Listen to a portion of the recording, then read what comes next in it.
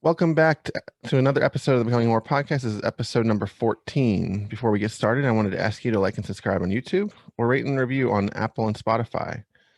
It'll really help the show out a lot. Here in Becoming More, we go in depth, talking to some amazing people about how they've changed their lives dramatically and have inspired others to do the same. Today, I'm joined by Jeremy Fehnel. I said that right? I Yeah. hope. Yep. Okay. How are you doing today, Jeremy? Great. How are you? I'm good. It's a little early here on Saturday, but all good. I know it's not early for you. It's Yeah, no, I've already You already been been up in the for a while gym? already. Yeah, I know. Uh, so I kind of ask everybody in the beginning of the show, like the bottom line of their journey so far. So what would you say your bottom line is? Well, I started, this whole journey 2019 January. And up to now I've lost 150 pounds. Um, so, Awesome. I lost 86 pounds before surgery and then the rest of it after surgery. So, it's been mixed and it's just really awesome to be on this journey and to see where I was and where I am and where I'm going. So Okay, cool. Since you mentioned it, I'll just ask right away. So which type of surgery did you have? I had the sleeve done November 12th. Awesome. So you're a little over 6 months Yep. removed. Yeah. All right. So I like to kind of go back and ask everyone like how they like growing up, because it seems like a lot of our uh, habits and all that develop from when we're young, right? Whether Hmm. it's like eating or being an athlete or whatever. So growing up, were you like a heavy kid? Were you like an athlete and then you packed it on like college age?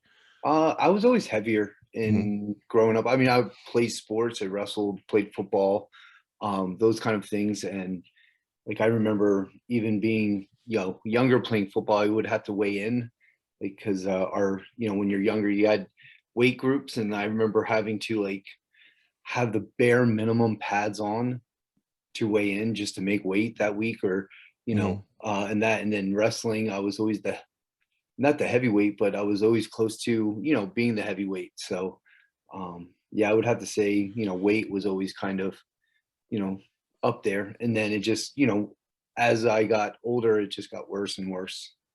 Yeah. And was that like, so I know for some people that, so I didn't play sports really other than like bowling. So that's not really a uh, Hey, no. uh, yeah. But like some people like, so that when they're a kid and they're playing all the sports and like super active, right? And then they eat whatever they want because like Hmm. metabolism's going crazy and then you Oh yeah. burn a ton of calories. And then you stop, and like as you get older, like maybe in high school you don't play as many sports, as you get even older than that. Was Hmm. that part of it? Like because you could you Yeah, would because eat. like I was eating like 5, 6, 7 meals a day at that point, like going through high school and college with the training and all that kind of stuff. But I also wasn't eating right foods at that Mhm. point too. Like it was a lot of junk food, fried foods, those kind of things, heavy carb. So like the knowledge I had now about my diet, I wish I would have had then, Yeah. and those kind of things, because I would just eat like, and it would be a lot of times not the best choices of meals. So Oh yeah, I think a lot of us are there with you. hmm. Because I mean, I'm 37, so like I know growing up, like everything was what, like Elio's pizza, pizza rolls, like every commercial, like I'm thinking of, Oh like yeah. all the like Pop Tarts, like it's all the junk that you shouldn't have, Oh but yeah. it's everywhere, right? Yeah. Tasty Um, cakes, all oh yeah, that kind of taste, stuff. yeah. And anybody from like Southern Pennsylvania, Yeah, like tasty cakes are like, I mean, the one, so this is a total side tangent. The sports radio station in Philadelphia, their studio name is the Tasty Cake Studio. hmm. Oh yeah. No, Because I they, mean they it have was in our sponsorships house everywhere, all the right? time. Oh yeah. Oh yeah. And then you go to the store and it's like, Tasty Cakes are on sale. You can get 5 packs of whatever ones for like Hmm. $10, or you can go to get some like healthy food that costs more money than that. Way more. Yeah. Yeah. So then you're like, I'll just get the Tasty Cakes. They're Oh good. yeah. Right. All right. So as you progress, you get to this weight. Uh how heavy were you at your heaviest? My heaviest recorded weight was 386, I think. Okay. 386 to 390. Okay, so But you get to almost 400, yeah, right? yeah, that was the scary part. Yeah. That was the light bulb Hmm. of holy crap, what am I doing? Um, Yeah, we all have those light bulbs, and like when we hit them, and it's just like, I can't believe this. Or even like sometimes when you hit it and then you get down from it and then you go back up to it, right? mhm. I don't know if you had that. I'm sure you had other times where you tried to lose Oh some yeah, weight. definitely. Yeah, and so when you get up this time, like this time where when you're like, this is it, I need to do something. Was it like just like one day you woke up and like you got on the scale and saw that number? Was it like a doctor that like started to try to intervene to help you, or was it just like an accumulation of things that led to the point where you were like, I need to change? Well, I've always like I've gone to the doctors, doing the blood work, going doing that stuff. Always talk to them about weights, weight loss, and all Mhm. that kind of stuff. But like, just never had the right mindset doing it. Like I'd go up and down, up and down. But was it? Yeah, it was like that December of 2018, January 2019.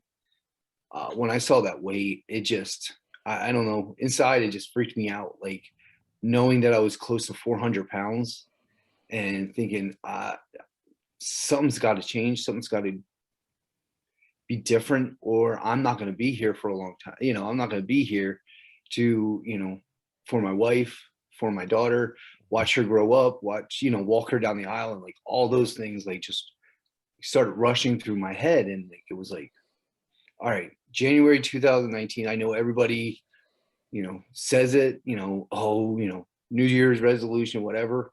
But for whatever reason, like I said, no, this is going to be it. And I gave myself the year. Like I said, I was going to give myself a year to fully like change my diet, change my activities.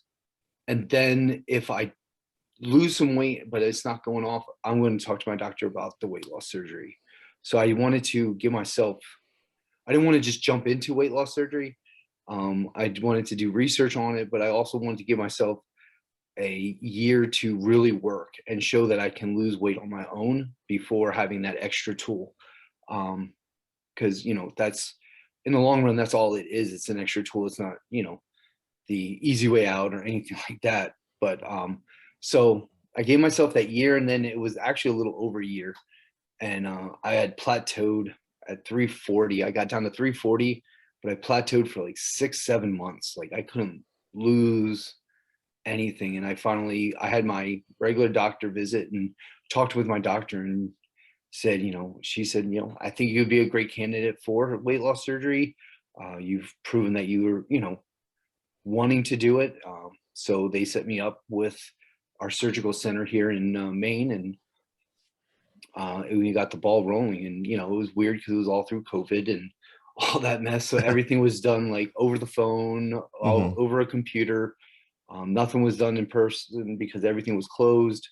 Um, so it was a little different, but it started the ball rolling. So Yeah, and that's good. And you mentioned that line that you hear a lot of, the easy way out, and it's one of those things that I've talked about with some other guests on this show as well that have had it, because I have kind of a combination of people that have had surgery and have not.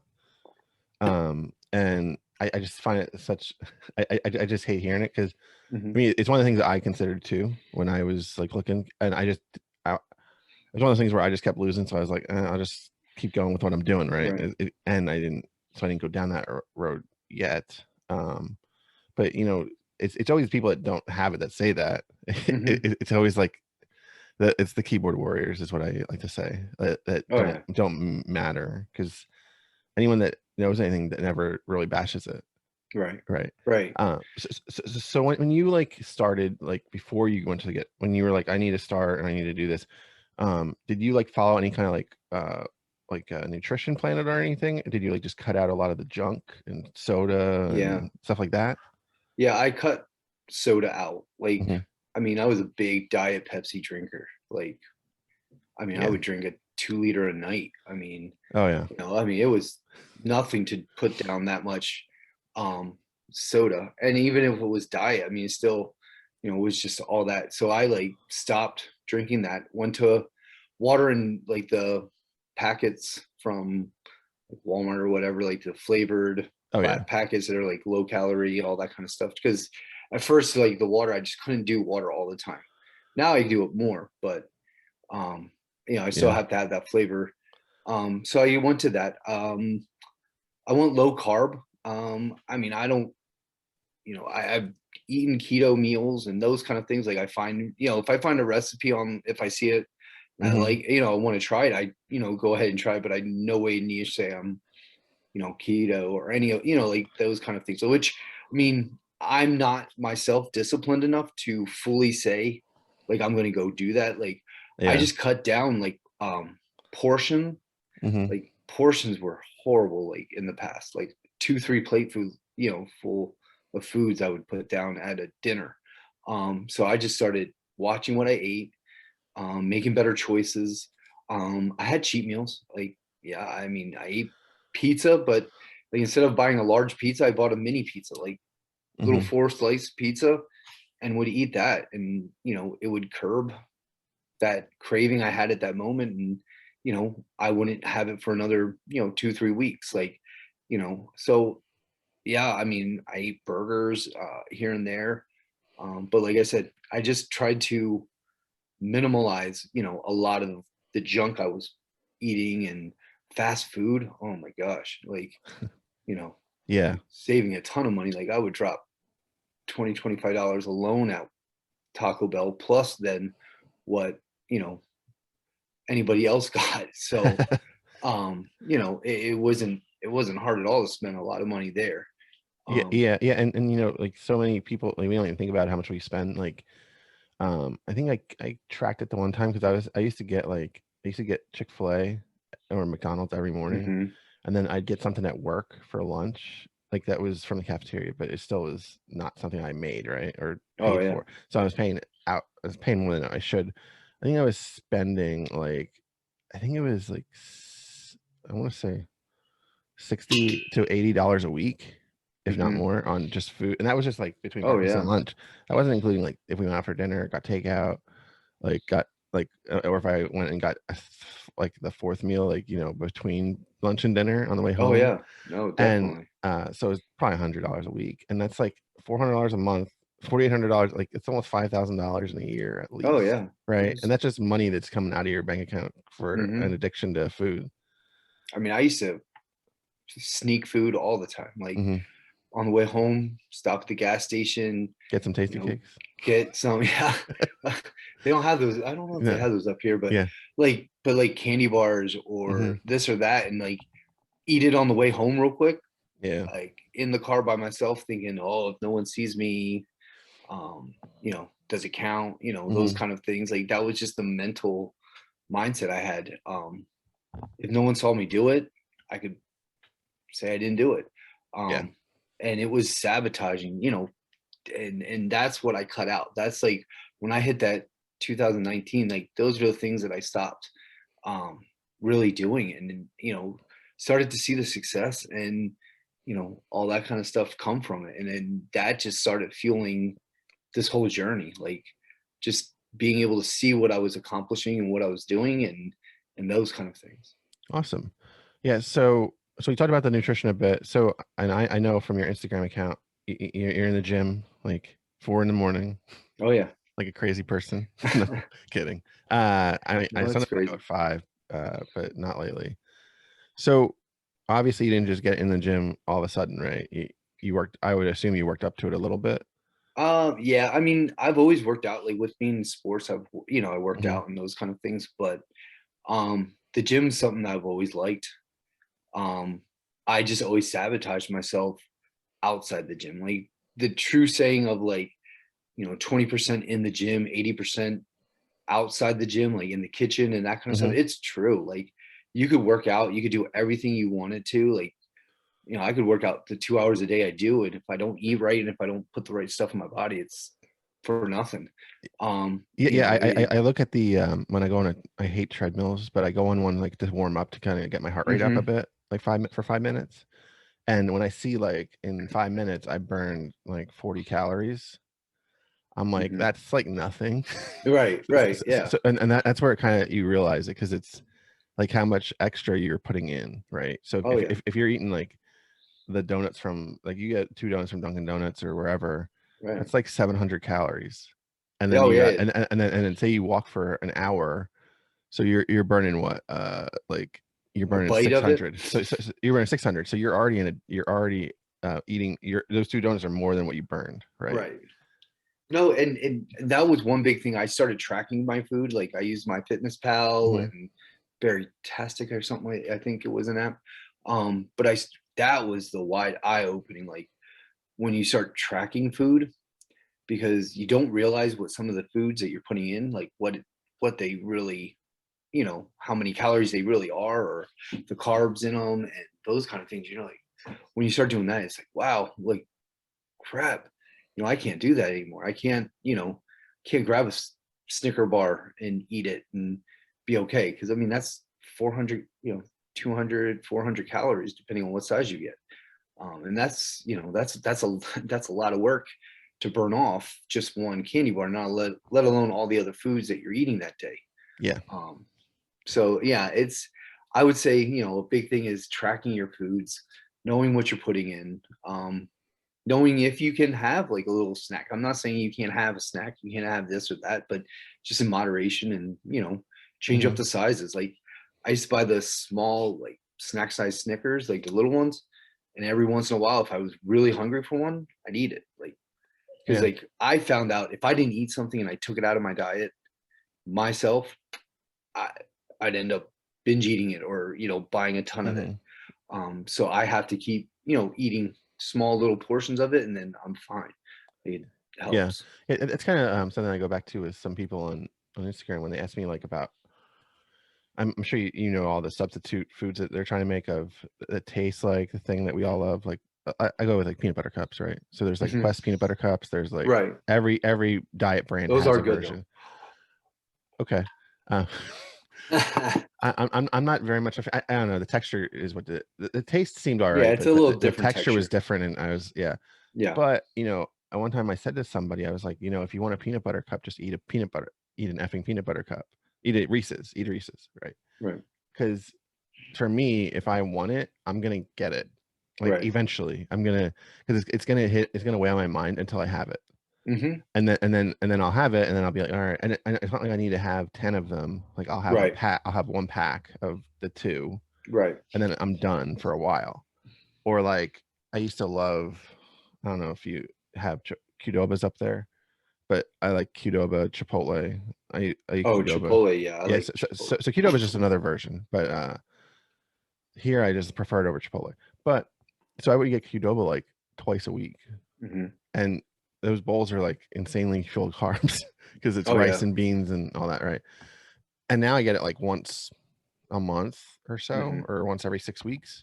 But when I want it, I go get it within a few days, because if I don't, I know I'm going to have it anyway. And then it's just like it kind of drives you a little crazy sometimes, because when you want stuff.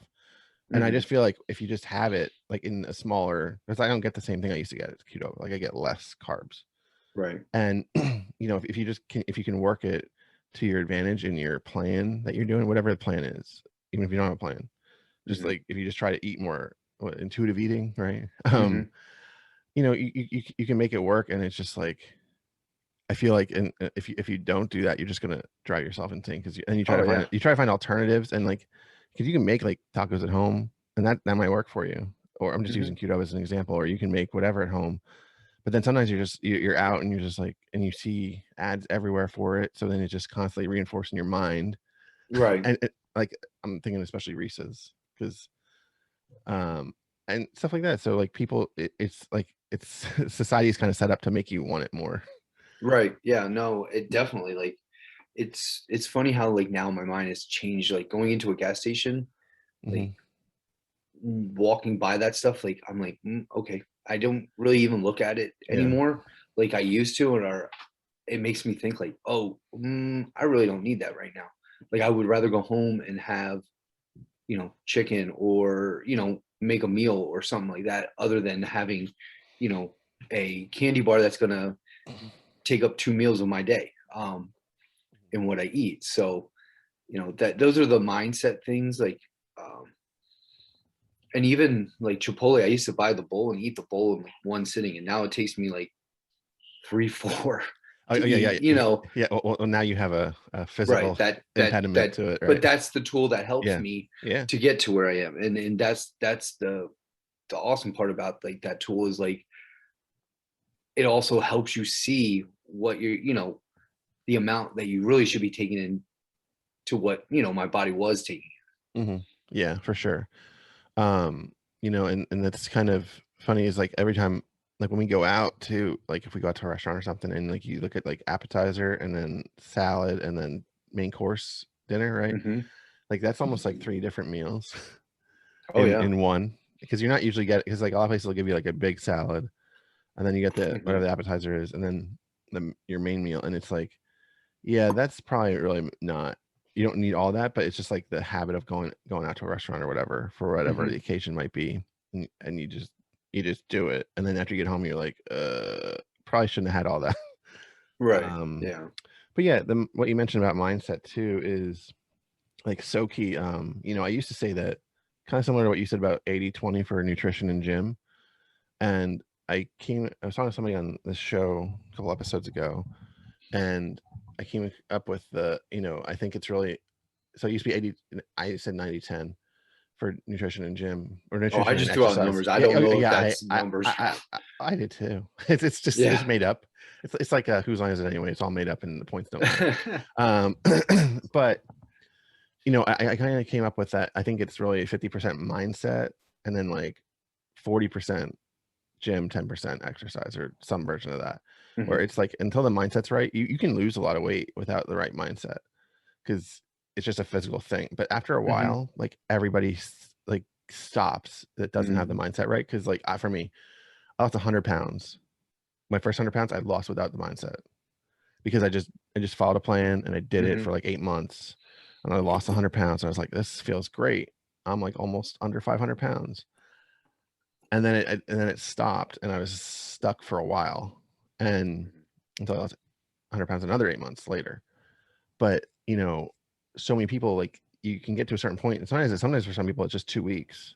I use 2 weeks as an example when I talk about it, but I've noticed with other friends that I've tried to help coach in a way, they will lose like some weight and stay on track, and then something happens after those first 2 weeks, because like 2 weeks you're dedicated, you're driven, Hmm. like you're like, I'm going to do this, and then third week comes and something happens. It could be 10 days, it could be 5 days, whatever.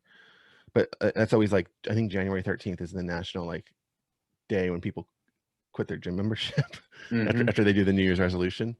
So yeah, so it's like, because after you hit like a certain point, like that stuff becomes a habit. Like going to the gym, like doing the gym every day is a habit. Like having the same, like I do intermittent fasting, so not eating until noon is like a habit for me now. Or like, just even like when, like for me, when I was walking a lot last year, like that just became like a habit, and like something I started to enjoy, because I was doing it every day. And when you start to develop a habit, like it becomes like part of your routine, and you don't even Hmm. think about it anymore. But until you get to that point, like your mindset is just going to be like, I just don't want to do this. I just want to go home, veg out on the couch, and watch the Friends reunion. And Oh yeah. even though I wouldn't watch that, but um, I want to watch that. I want to get a pizza. I want to get some brownies, and I just want to call it a night. But what I really need to do is, eat the grilled chicken and the vegetable, and not and go get some exercise, and then call it a night. And it's Yeah. like that, like constant battle. If you don't have your mindset right, is so brutal, because you just won't get there. Yeah. Well, no, and that's why the whole early morning thing, Hmm. like I didn't start out doing that. Like I was trying to go after school, after work, and like life happens, and Hmm. it always seems to happen in the afternoon. Like you get home from work, you're tired, or something comes up and you have to do something else, or you have to, you're running here, running there, and I would just start missing like going to the gym. Like I wouldn't be able Hmm. to go or do something, and it wasn't anybody's fault or anything. It just life. So I was like, how can I change this so I don't miss out on those things, and didn't miss out on like time with my family either. Like Yeah. taking that time out. So I was like, let's get up in the morning and let's get it done before everybody's up. That way they're still sleeping, because I'm the early person. They kind of sleep. They like to sleep in, which is perfect, because like I'll just get up, go do my thing. I'm not taking time out of, I'm not missing out of their time or any of that. And so that's why I just started doing it. And it was rough at first to try to get up that early, like, but I just kept pushing myself. And now it's just, it's a habit. It's like, let's go, Yeah, it's routine, right? Mhm. So like, yeah, because last year I was doing it. I was trying to go to the gym like early in the morning, because same thing, like especially when I leave work, I get in the car to go to the gym, and I was just always like, I really don't want to go. Or I'd Mhm. like to start to, in my head, I'd start to find reasons like I don't need to go. Right. I'd even be in the gym parking lot. I think once I was in the gym parking lot and I left because I was just like, I don't want to do this. And so then I started going in the morning, and I also like in the morning because there's nobody there. Like at the Mhm. gym, I go to the Y where I live, and in the morning it's like a lot of retired people that go. They're there at 5 when the gym opens, Mhm. and they're in line waiting to get in. And I sent my truck till they open. But yeah, so I would get in there, and like they're not using any of the machine. They're using like bikes, the Mhm. pool. So like all the free weights are free. Like everything, like almost all the machines are free. Mhm. And so I would get my workout done like super fast, because Oh I'm yeah. not waiting for anything to open. So I'd be done in like 40 minutes instead of like an hour. Mhm. And then I get there like 5:30, and then I'd be done by 6 or 6:30. And then I go to work, 8 to 4, and then I go home. And I found that worked well. My problem was sometimes I just didn't get up. And Mhm. then also just schedule changes happen and all kinds of stuff, you know. Excuse me. I don't know what it is. So, I like to ask, so we kind of talked about some of the things I usually ask, like plateaus and cheat meals. Have you, like during your weight loss, have you noticed any, I like to talk about the physical and non-physical changes of weight loss? So some of the things that I've experienced and some other people, like the physical will be like lose height, lose shoe size. I mean, obviously you lose, you lose, you drop in sizes of clothes, Mhm. because you don't have to go to like DXL anymore. Right. And then, or like, and then the non-physical is like, you lose friends, like say friends like that you hung out with, because like you all did stuff that was conducive to you not being in the best shape. Like, a lot of people would say like going out drinking every weekend, or, you just food would be your thing, right? Mhm. Or, and then also on the positive is like gaining friends, and also, which is, I mean, Instagram community alone can be a lot of that. And Oh then yeah. also like things like confidence, so stuff like that. Would you say you had any like things like that that you've seen during your journey? Oh well, confidence is number one. Just believing, in yourself more as it happens. Like, you see yourself differently. You carry yourself a little, little bit better, because you feel better about yourself. You're not hating the person we were. And a lot of times that's, I didn't like who I was because I didn't like who I saw in the mirror. Those kind of things. It's, that mental part of it. And that's gained, and with that comes the confidence, and those kind of things that build with that. I mean, the friends that I've made, through the community, amazing people. You know, people that you can go to and talk to about all kinds of stuff. Weight loss, um, what they've gone through, what they struggle, what they don't struggle with, how they get over, these struggles. It's just really cool, that a group of people that you know have really never met, can do that and help each other out. And be a positive influence on everything you do, is really a really a cool thing. And it's one thing I've really enjoyed with this journey, being able to just meet all kinds of people and hear their stories, and help people out and get help from a lot of them, and um, just be able to grow and see their growth and their what they've accomplished. Mhm. And so speaking of changes, so I know that you teach. Mhm. What I'll go with this first. What like grade or like subject do you teach? I teach fifth and sixth grade math. Okay. So like our middle school is 5 through 8, Okay. which is a little different, but we loop teach. So I'll teach fifth grade one year, and then we loop with the same kids, and go sixth grade. Okay. So I teach the same group for 2 years, and then we'll go back to fifth grade.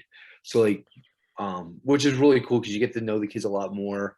Hmm. And the second year is really easier, just because most of the kids that you're gonna have, their strengths, their weaknesses, and you can, Yeah. help them out a lot more and be there for them. So Oh, it's a cool. really a cool setup that our school has, um, Yeah. in that fact. When I was in so I went to Catholic school, and I mean it's like 30 people in a class, right? Hmm. So I remember fifth, sixth, seventh, and eighth grade, which was like there's no junior high in that school, right? Hmm. It was K-8.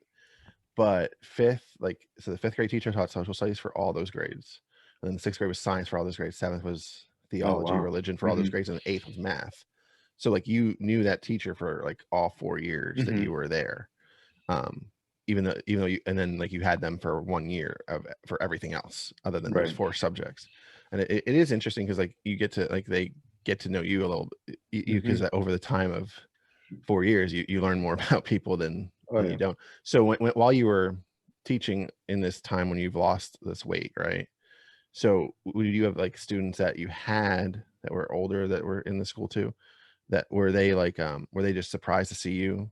Like Oh yeah. give Yeah. you that No. reaction, like what Yeah. like almost like what happened? Like Yeah. Like they'd be like, look at me, like, because I mean, like, and a couple of our kids, like, our school has, we've been at school all year, mhm, with in person, but we've also had remote students, like kids that maybe, just didn't feel comfortable being at school or anything. Like, so we gave them that option to do remote learning, and like, it just happened this week. One of my she's an eighth grader, but I had her in fifth and sixth, and she hadn't seen me all year. So like, she hadn't seen me since last year when I was 300 some pounds. And this week they had to come in to do testing, mhm. and I was walking down the hall, and she was walking down the hall, and I was like, "Hey," and she just looked at me. I'm like, and she walked into another teacher, to her teacher's room, and was like, "Who was that?" Like, she had no idea that it was me. Like, she Yeah, couldn't believe that it was me. And like, the teacher came into me, and she's like, that student had no idea who you were. Like, she couldn't wrap it around her head that it was you. yeah. So yeah, like, those are like the cool things and funny things. I live on a high school campus. My wife is the director of dorm, like, it's a boarding school for international students and day students. So a lot of people on here, like, they would I got questioned, like, why are you going in this building? I'm like, I live here. Like, oh, and they didn't even realize who I was. Oh yeah. Just because, like, they just weren't used to seeing me, like, smaller and that kind of stuff. So it was just Hmm. funny how sometimes, like, uh, they wouldn't, recognize me. I mean, it's hard with masks on and all that kind of stuff, and Oh it's well, yeah, getting better, yeah. that kind of stuff. But yeah, a lot of people, they'll look at me, they won't know who I am at the grocery store, and Hmm. I'm like, I taught your child. And they're like, oh, like, and then they know. But yeah, it's funny to see reactions of people. Yeah, so I haven't had so obviously where I work is like we have like a large campus, and I remember when this is kind of related.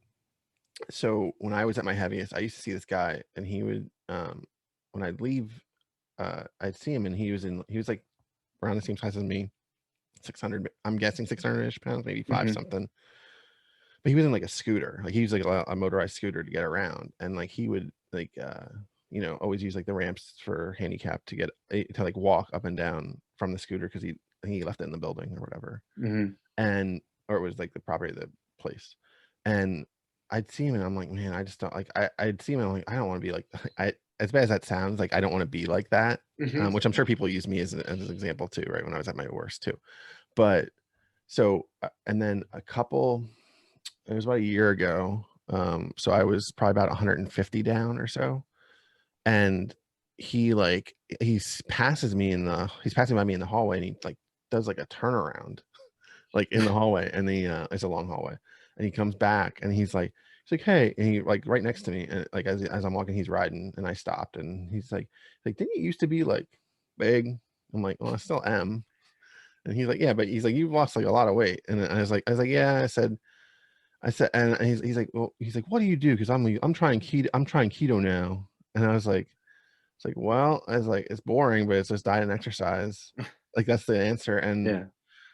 and I said, and finding what's sustainable, like because I said if you can do keto for like a few months, maybe you can do it for a long term. But if you can only do it for a couple weeks before you're cheating, like you probably can't.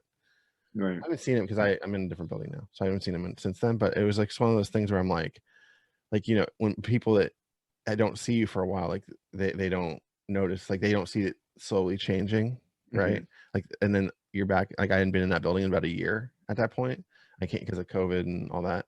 Right. And I came back, and I came back for a meeting, and it was just one of those things that was like crazy because when you get like I haven't gotten to the point of being recognized in public yet, other than Mhm. one time when I was walking down the street and somebody messaged me on Instagram and said they saw me. Uh, but other than that, like I haven't had that like because that's got to be next level of like Right. aren't you become like if they come up to me and go, aren't you becoming Brett?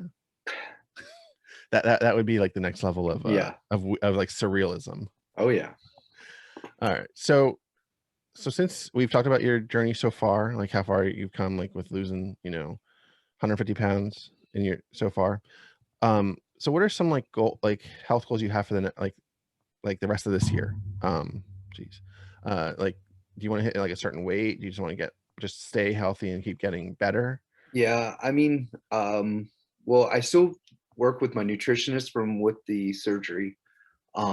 So like they have scheduled weights that you're supposed to hit, Hmm. like as you're going through it. Like they keep you on track, and those kind of things. And then, so I just had my 6 month post-op um, meeting with her, and I've already hit my 12-month goal.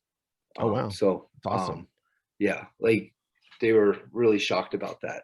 Um, and they're like, well, what do you, I was like, just doing the normal, my normal thing. And it's just that way. But I asked him, I was like, is there a goal like where you want me to be at? And I'm not far from there. Like I Hmm. got work to do, but I think it's just now is just going to be, getting to that point and then, keeping it there, um, doing the same things. I do beach body now workouts, which I'm really enjoying and liking, and getting the strength part back up, and those kind of things, and working on strength. And because with loose skin and all that kind of stuff, is just, tightening that all back up and toning and just keeping that. And just, I think, just staying healthy, and at a good weight, and, not hitting that regain and all that kind of stuff. Because I think that's the biggest fear of a lot of people that have is like that you're going to slip, or, and you have to have that confidence that know that you're not going to do that. And, you're not going to be back to where you started. And I think if you have that fear in the back of your head, it helps to keep you focused, which is it's a good thing. But also just have that confidence that, I'm not going to be that person I was. I'm not going to be that person that, ate whatever they wanted, whenever they wanted, and, was unhealthy. So I think having both helps a lot. Oh yeah, for sure. And I mean, we've seen a few people on the Instagram community who have like gone through major weight loss and then gained it back Hmm. and then did it again, or are in the process of trying to do it again. And Right. that's one thing that I have in my head too, because I don't ever want to go back to Hmm. that size, especially because I threw out all the clothes. I didn't throw out the clothes, I donated them, Right. and I don't want to have to go back to the XL and buy stuff there. Right. And so it's one of the things that's messed with my head a little bit lately is because I think it's because I work out in the gym more often, and I'm like lifting weights and all that. I'm probably building muscle, and like my scale doesn't go down. Hmm. Scale doesn't go down, but like jeans fit. Jeans are much Yeah. bigger, right? Stuff like that. So I notice it, and I don't do measurements. So like some people like measure every goddamn thing they have on themselves. Like, and I'm just like, yeah, I think I'll just go with it. If the clothes fit, I'm feeling pretty good. Right. Or fit better. So like, so this year, you'll have like those, you'll hit those goals, I'm sure, because like you're doing great, right? Mhm. And then hopefully, are you thinking down the road maybe getting like skin surgery, or you're just gonna let it go? I don't know. I mean, I Yeah. guess I gotta have to watch it, and like they've talked to me about it, like Hmm. making sure I'm watching it, making sure that there's nothing, you know, like rashes or those kind of things that come with it. Like I'm supposed to just keep, track of it. But if it becomes like a serious point, and I think you have to wait so much time after surgery, like from the weight loss surgery, like, Hmm. and then it can be, if it's deemed medical, like if your surgeon feels that it's a health issue, a lot of times the insurance, but you know, it's a part of the weight loss, and I know that it's going to be there, and Yeah. um, it's a little bit of a mental game. I won't lie about that, like because you're working hard, and then you have that. So you know, down the road, if it comes to a health, like it's better to do it. So that way I don't get infections or anything like skin stuff. Yeah, then I'll look into it. But Yeah. if not, it's nothing like on top of my head right now, like thinking I have to Oh have it yeah. done or Yeah. anything like that. But it'll come, if it comes. So Yeah. That's fair. Yeah. I talk about my own because I'm like, yeah, I'm getting it one day because I yeah. already have like a ton of like loose and Hmm. saggy, especially like my former, uh, I say my former perky breasts. Because they used to be much, and now they're just like very saggy, and because Hmm. just over time, like you start to, especially once you work out in the gym a bit, like you build muscle, and then like that fat, like it's almost like a separation, right? Like it does, Yeah. it's No, not that one, it's not like that one piece of skin or area, like the pecs. Now it's like pecs and boob, and not just boob. right. No, I definitely, that's the biggest area I think that I'm struggle with and will struggle with is Hmm. that area. Yeah. Yeah. All right. Cool. So, kind of getting towards winding down. I like to ask each guest about like a hobby or interest they have. We can, like I say, every time it can be anything. It doesn't have to be. I prefer it's not weight loss related, but it can Mhm. be. So what's yours for this Um, question? One thing I do outside of all of this is I coach. I like to coach at the middle school level. I coach football, and this year was my first year. I coached baseball, Hmm. and that kind of stuff. And it's really, um, I have a great time doing it. I love coaching. I coached when I lived in Virginia, high school football, and then when I got up here, I took some time with moving. I just wanted to kind of focus on school and getting in here, and then they asked me to be the coach at the middle school level, and so I got involved with that, and I just like working with kids and working outside the school, like because like working in the school is good, but it's different when you're coaching. You have a different relationship with the kids. You build more, build a different relationship, a better, because I have kids now that are up here in the high school that when I'm out on campus and they come talk to me and see me, and they're still, they still call me coach, and it's been 3 years Hmm. since I've had them, and I see them all the time, and they're asking me how I'm doing. I'm seeing how they're doing.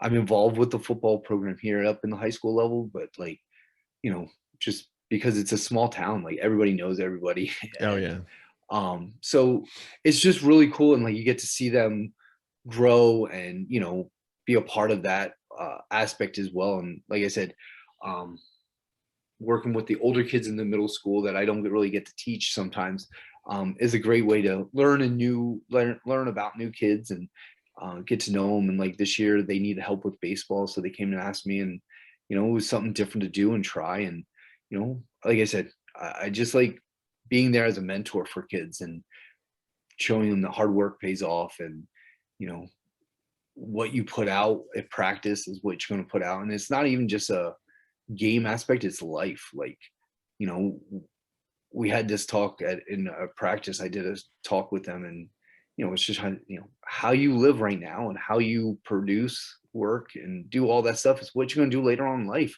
Like if you're slacking now, and it's not like a switch that just turns on a lot of times, that you got to work hard now, and working hard now is going to help you work hard later in life. Mhm. And all those kind of things, and those are the talks that we have, and it's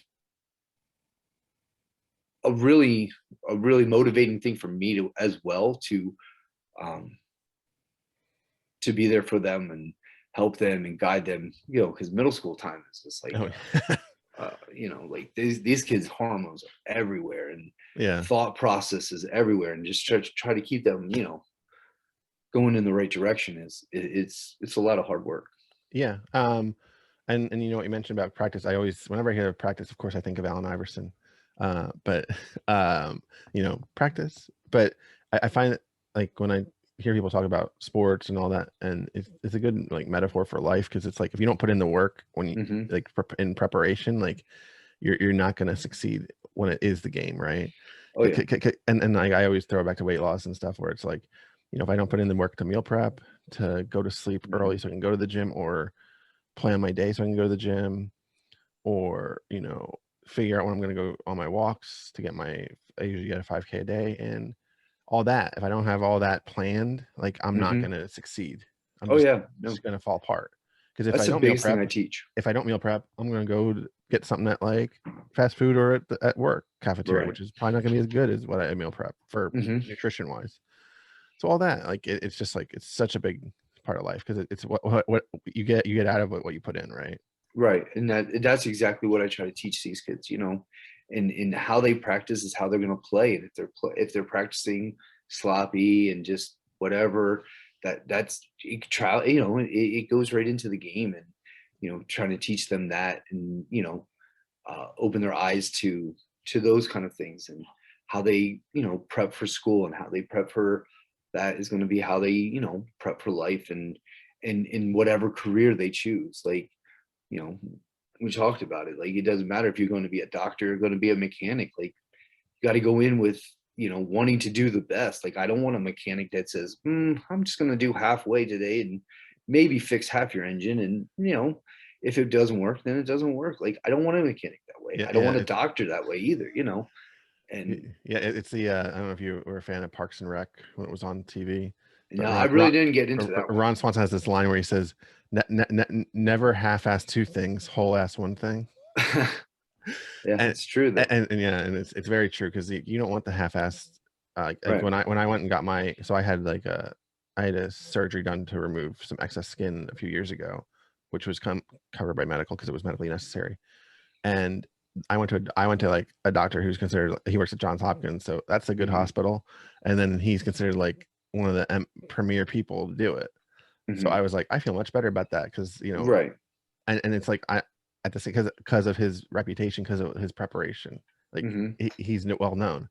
But then there's like, do I want to go to like, uh someplace that's cheaper, or that's, gives me less confidence in it? And Right. it's like, probably not. Probably not. No, no, no. I'd rather pay a little bit more and have the straight honest. I mean, my surgeon, that I had the weight loss surgery, I mean, she was straight up honest with me from day one. She was like, Hmm. and that's what I wanted. You have to have that. She looked at me like, you're going to do this, you're going to do this, you're going to do this, or you're not getting the surgery. Hmm. Okay, let's do this. Like, Yeah. she wanted to know I was fully committed, and all that, and that's what you need. Yeah, for sure. All right, cool. It's really, it's also like really inspiring when you see people like working with kids, because in the way that you are, where you're coaching them to like kind of prepare the next generation, right? And like Hmm. get them in the, like, to create good habits, Oh and yeah. not like, and not be like just what so many of us that are considered millennials get that stigma of that lazy millennial, even Oh though yeah. like Yeah. it's No, I yeah. mean, in the class, I'm the same way. Oh Like, yeah. I'll push at kids, and they're like, "Why do you?" Because I know you can do it, and I'm not gonna not push you. It's not, my job is to push you and get the most out of you. And if I'm not doing that, I'm not doing my job as a teacher. Yeah. So, I said, if I'm on you in the classroom, if I'm on you, that means I believe in you, and I trust that what's gonna, that what to really do. And Hmm. after 2 years, the kids are like, thank you, like, you can start seeing the confidence even in math, because a lot of kids come in, I can't do math, I hate math, and the first thing I say is, what's 1 + 1? And they say 2, and I was like, yeah, you can do math, let's go. Don't tell me you can't do math, you just did it. Like, Yeah. and you got to change their mindset to it. And it's the same way in weight loss, the same thing in life. It's all of it. It comes, it's all together. Yeah, for sure. It's all intertwined, right? Mm-hmm. All right. So kind of winding down here for the second time I said that, but now we'll move into the last segment, which I call Brett's Corner, where I ask you 5 questions that you had a little time to prepare for, because Oh yeah, some of them are a little harder than others. All right. So question number 1: what movie, TV show, or event are you most excited for in the coming year? I don't know. I got involved watching on Netflix the F1 Drive to Survive, the Formula One racing. Like, I never was a fan of it, and like it just popped up as a you might like, and I started watching it. I got involved. So they're coming out with like season 4, so I'm excited to see that. And just seeing those kind of things, and I think there's like anything Marvel that's coming out.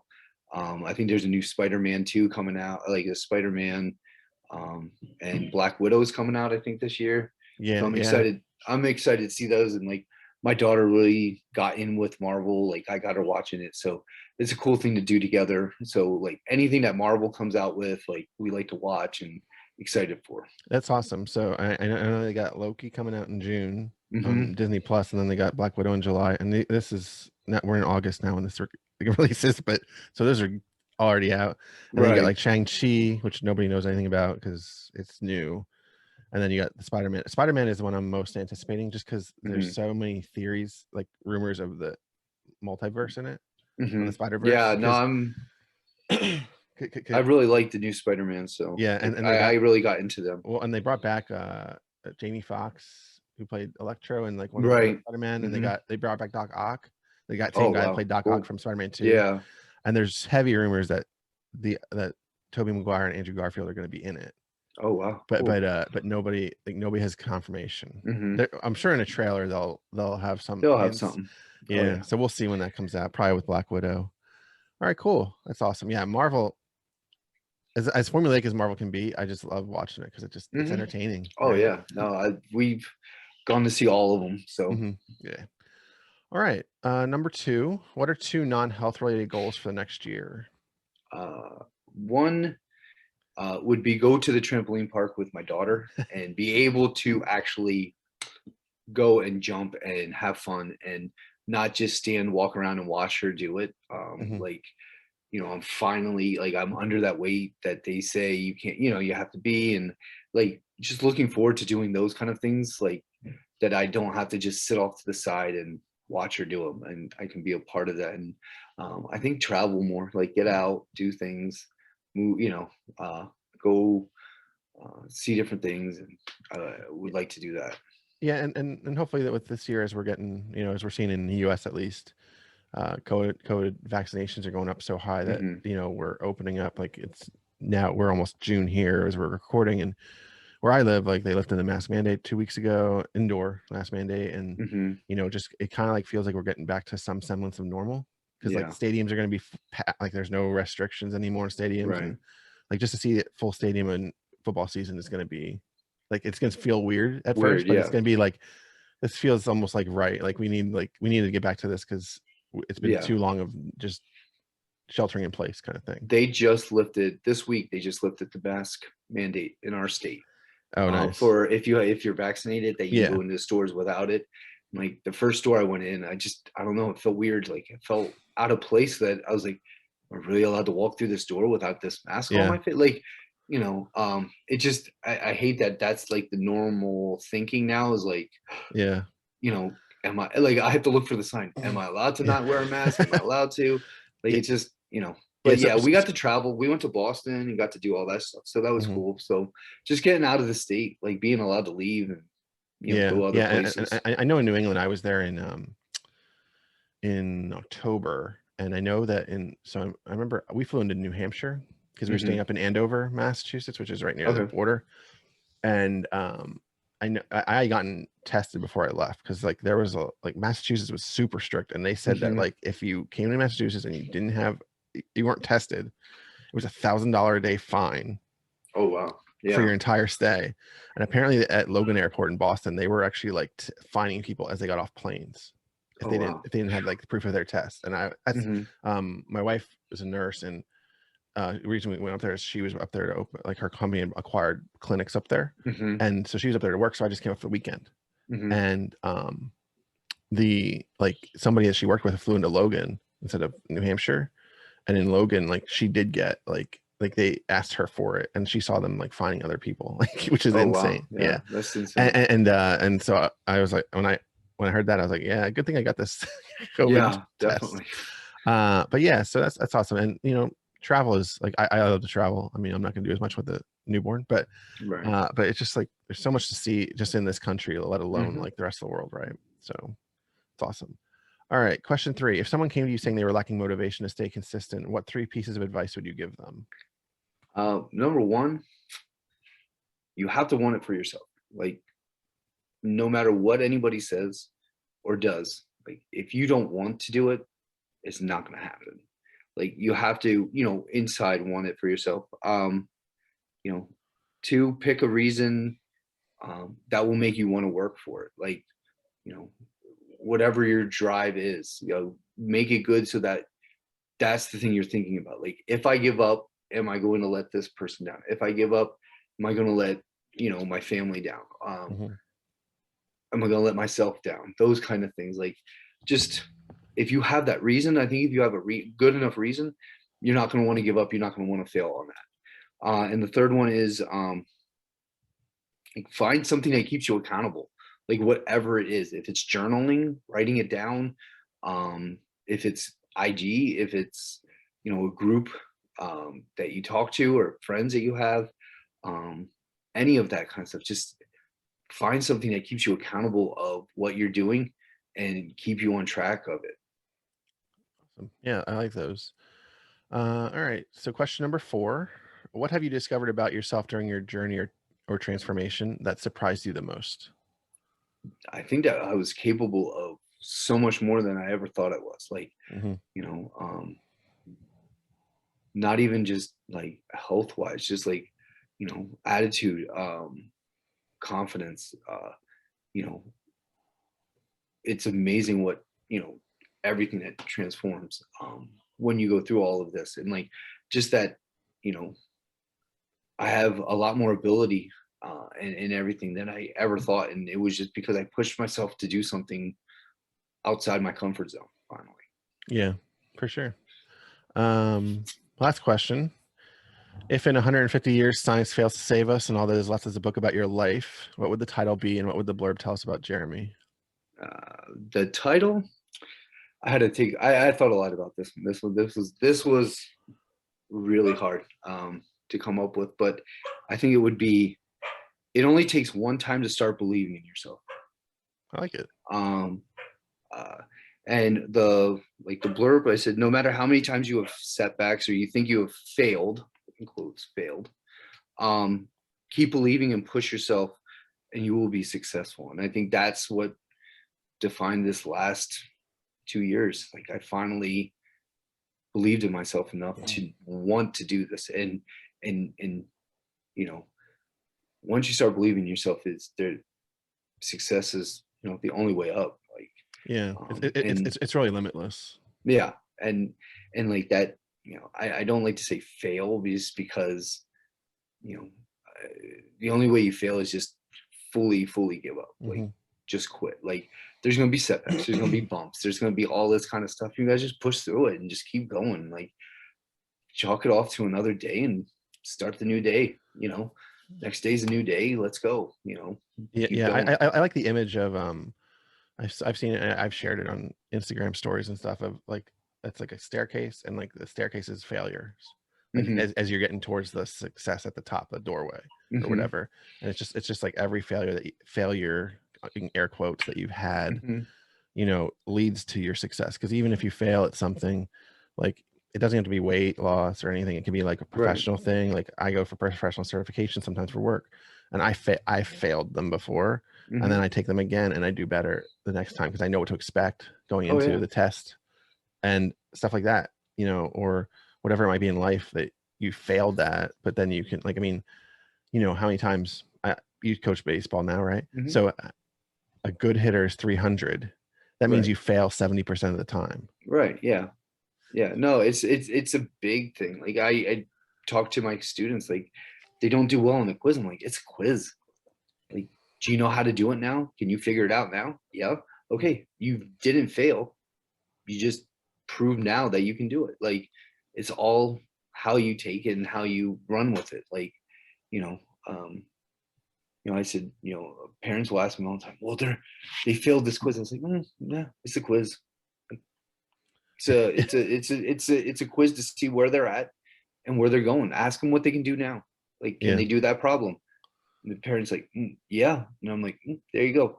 They just succeeded now. So it's that mindset especially that with you have to especially push. like a quiz is like weighted much less than like a Oh test, right? yeah, Yeah. yeah, So yeah, yeah. Like quizzes, I'm like, this is just to see what you know, where what I have. I tell them more so it's for me to see what I have to do to get you up and get you to where you need to be for the test. So, mhm. you know, and then they start seeing, oh, okay, like yeah, and you know, I don't set any kid up to fail. Like I give them reviews, I give them all that kind of stuff to help them, and they do well. Like my kids are doing well with it, like because they see it's not something to. I don't want to see them fail. I want to see them succeed, and they, you know, they get to that level because they want to prove to themselves that they can do it. So. Yeah, I remember I saw this meme. It's like I think it was a meme the other day, and it was one of those things where because you know we've all had those I love that mindset you have for teaching as well, because like so many of us have had those teachers that you feel like don't help you. Mm-hmm. And which clearly you are not that, but it was this thing where it says, you know, it's this college, but it was like my sophomore year of college, I got a C plus in the subject. My grade was a 79.6, and the professor refused to round it up. I sat in his office, told him a C would destroy my GPA. He wouldn't budge. Now I'm a professor and I get to round up, and sometimes what people teach us is who we don't want to be. Mm-hmm. And like not that you should get rounded up for no reason, but Right. like it's one of those things where I'm like yeah, because like you see the like negative people in your life that have been in your life, or like someone that you know could have helped someone else in some way, and like they don't, and then Mm-hmm. you're like, yeah, I don't need to be like that when if I have that level, or just like the engagement you have with your students is amazing. Because I had a math teacher when I was in 8th grade that was like that. So I told you she was my 5th, 6th, 7th, and 8th, right? Mm-hmm. So she was like that. Like she would like she was like sometimes some people would, because like we had a couple students that were like like they were I was pretty high, like I was pretty good in that age range for my, like I was like second or third or fourth in my class, but there are some people who were like they were worried about getting an A every test and every quiz Mm-hmm. and all that, right? And then one time like somebody got like a D on a quiz, and like they were like freaking out, and she just like shrugged it. She's like, it's just a Mm-hmm. quiz, it's just one Yeah. test. She said if even if you failed a unit test, she's like, it's not the Oh end of the yeah. world. Like No. you can still get an A. Like Oh it's yeah. not the end of your academic career. So don't Right. worry about it. Yeah. You No, and know? that's I've had those teachers. I've had horrible teachers, and those teachers, I'm glad I had them because it taught me what not to teach like. It taught Yeah. me what not to act like to my students and how to act. So, I'm grateful that I had, those type of teachers, and I had awesome teachers that also showed me, the best ways. So Mhm. I think we all have those different, in life the same way, people that treat you one way. And I'm glad I had people that treated me not good. It made me a stronger, better person. Yeah, for sure. All right. So we're here at the end. Um, Jeremy, if people want to reach out to you, where can they find you? Mainly on Instagram, Maddie's Daddy underscore VSG Awesome. is best way. Yeah. So make sure you go check them out. I want to thank everybody for listening all the way to the end. You made it. Make sure you check out the show notes for links to Jeremy's IG and anything else we might have mentioned during the show. Be sure to check out becomingbrett.com. You can follow me at becomingbrett on Instagram and Twitter, and the show at Becoming More Pod on Instagram. Until next time, make sure you give us a 5-star review and come back next week to learn about how we can all become more. Oh,